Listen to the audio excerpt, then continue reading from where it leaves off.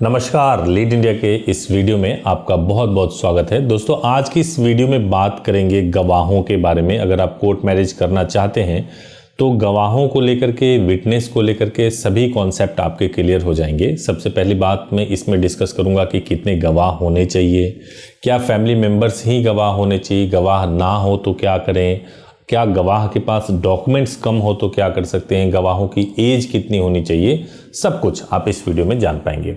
देखिए, सबसे पहली बात तो यह है कि मैं आगे बढ़ूं उससे पहले मैं आपको कहना चाहता हूं कि कोर्ट मैरिज से संबंधित अगर आपके मन में कोई भी सवाल हो या फिर किसी भी प्रकार के लीगल समस्याओं से संबंधित आपके मन में कोई भी सवाल हो तो आप हमारे हेल्पलाइन नंबर 8800444555 पर सुबह 9 बजे से लेकर शाम को 8 बजे तक कॉल कर सकते हैं और पूरी तरह से हम कोशिश करेंगे कि आपकी सहायता करें।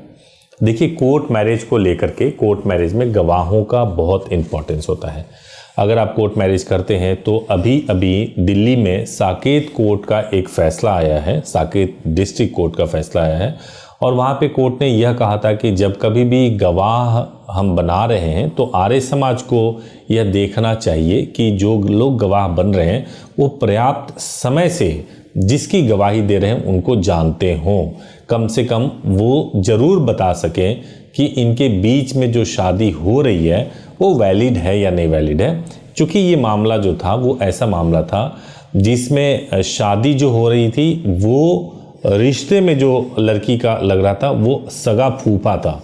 तो बाद में पता चला कि फूफा के साथ तो शादी हो ही नहीं सकती और इस वजह से कोर्ट ने इसको आर्य समाज के लिए निर्देश जारी किया और इस पर बहुत ऑब्जेक्शन भी किया।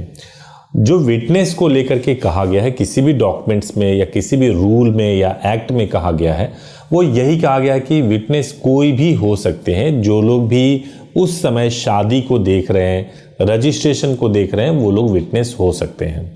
और विटनेस कितने हो इस पे वेरिएशंस है। जैसे मान लीजिए, अगर आपकी शादी गाजियाबाद से हो रही है तो 2 विटनेस चाहिए, दिल्ली से हो रही है 2 विटनेस चाहिए, दिल्ली से मुस्लिम मैरिज कर रहे हैं अगर आप तो 3 विटनेस चाहिए, हिंदू में 2 चाहिए होता है। अगर वही आप उदयपुर या राजस्थान में चले जाते हैं तो वहाँ पे 3 विटनेस चाहिए होता है। अगर आप हैदराबाद या बेंगलोर से करते हैं तो वहाँ पे 4 विटनेस की ज़रूरत होती है। अगर आप देहरादून से करते हैं तो वहाँ पे 2 विटनेस की ज़रूरत होती है। मुंबई से करते हैं 2 विटनेस की ज़रूरत है। अहमदाबाद से 2 विटनेस की ज़रूरत है।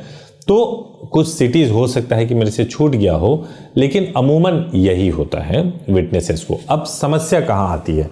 समस्या ये आती है कि कुछ लोग ये कहने लगते हैं, जैसे अगर आप स्पेशल मैरिज एक्ट में शादी करोगे दिल्ली से तो दिल्ली में ये प्रोविज़न बना दिया गया है कि स्पेशल मैरिज एक्ट में शादी करना है तो विटनेस दिल्ली के ही होने चाहिए।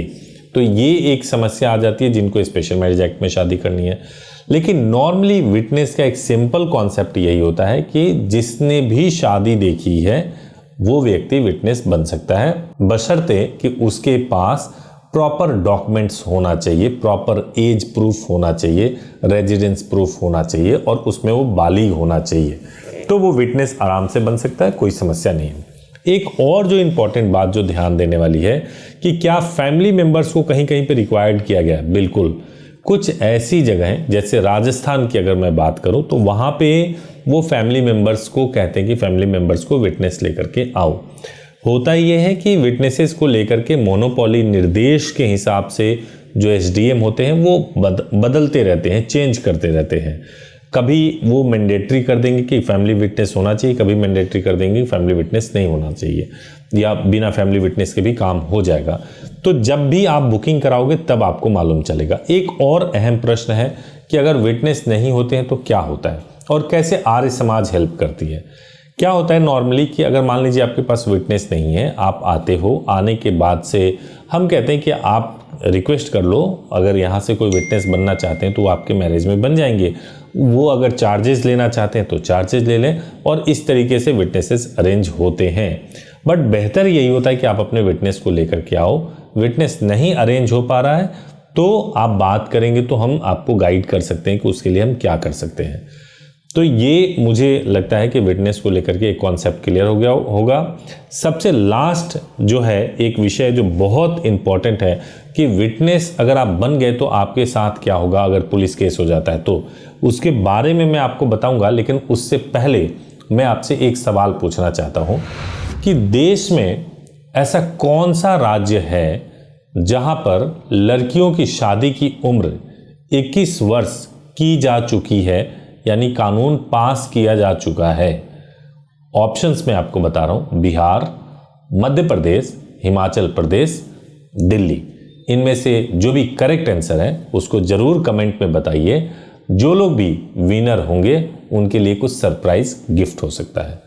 तो दोस्तों, अब एक इंपॉर्टेंट चीज मैं आपको बताने जा रहा हूं, वो ये है कि विटनेस जो है, क्या अगर मान लीजिए मैं विटनेस बन जाता हूं तो मेरे साथ क्या कुछ गलत हो सकता है क्या?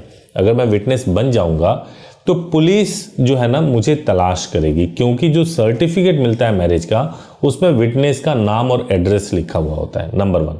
तो जब कभी भी आप किसी के मैरिज में विटनेस बन रहे हैं तो ये सोच के चलिए कि पुलिस आपसे पूछताछ कर सकते हैं। वो यही पूछताछ करेगी कि आप कैसे जानते हैं उनको, कितने समय से जानते हैं, क्यों विटनेस बन गए, ये सारे सवाल आपसे पूछताछ कर सकती है।